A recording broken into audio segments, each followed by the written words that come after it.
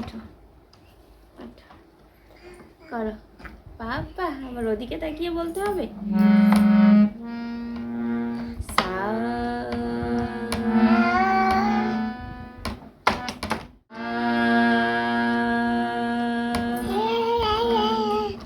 সা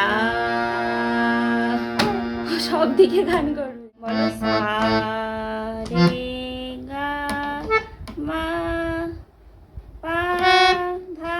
বলো মা। সা সা এই যে রে